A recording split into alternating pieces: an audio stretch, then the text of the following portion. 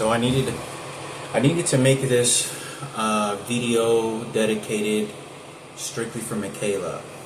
Mikayla, I hope that you understand that I love you very much, and I hope that that we can build a brother-sister relationship, and know that I have a sister in my life. I saw your face, and your face was like a part. You're my blood, and I wanted to make this video urgently.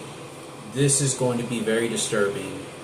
This is something that is strictly about you, me, my biological father, Hector, if he's still alive, and the people that went after him that I could provide evidence. And I'm just discovered, and I was going through my thoughts of his memory bank of, okay, so I went this when I was in my 20s, and what else? Because that's how I figured out that you went to Creekview High School for a period of time. And I say this because I am 100%, this is cutthroat. You have no idea how vengeful they went after our biological father, and what Kenneth Cooper at the radio station with Super K and David did. This is what happened. This is an event that happened. Okay, I'm about, this is before my transplant. I am 22 years old, maybe late 21. And Kenneth calls me, or I call him, and he says, hey, come over and smoke a joint or something like that. And so he's living in an apartment with Super K. The Super K and Keynote radio show they used to have at Radio 1 at 97.9 The Beat.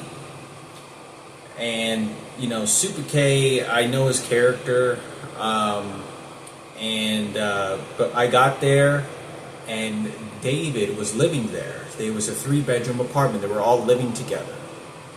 When I got into that apartment, there was an Asian girl. Real pretty Asian girl. I mean, real pretty. I don't know who this Asian girl was. I don't think she had anything to do with it. She said that this girl was straight, 100%. I mean, this Asian girl was real pretty. She was straight from top to bottom, without a doubt. Real pretty. Pretty tall, too. And when I got there, I didn't really think of anything, and that was his girlfriend. He said, oh yeah, this is my girlfriend. And I said something to her because I didn't know who that was. I just wanted to say hello and see who that was. But when people want to hide their homosexuality and sexual genre, they'll do the most treacherous shit you can ever imagine. But I was always very polite. I was always very nice. I was, not start too much conversation. I'll draw a map of this, okay? Kenneth, I sit on the couch. We're in the living room. Kenneth is to my left, sitting on a single couch, which is 2 seats, and I'm sitting on a couch with like 3 or 4 seats, with me on the very left side, Super K, and then the Asian girl. We're watching TV. There's not very much furniture inside the entire apartment. And I get there, and Kenneth is acting very suspicious. Like, I know that it was very suspicious when I was around him, but I didn't say anything because at that time I didn't have any family members that I was associating with, and he was some sort of leverage for me to be able to think that maybe I could make a career, or to know what this career path is. But I can find out information about my mom, I can find out maybe information about my dad, what those experiences, and I think it's crucially important. This is how treacherous this son of a bitch did. He directly, you got to keep in mind, they had no connection. Kenneth Cooper at the radio station, he saw my dad one time. Maybe more than once. No more than 3 times. All these 3 times were between the ages when I was under the age of about 7 years old. So when I'm about 7 years old, not even 7, I'm going to say like 6 years old. This is whenever he'd come over and give board games to Frankie, pretending or whatever it is. They're making me shit right now. This is how they don't want me to tell you about what they're going after my biological father. Kenneth starts making threats about my biological father, referencing David in the room. And it's because he got informed with Super K. And this is all coming from Kenneth.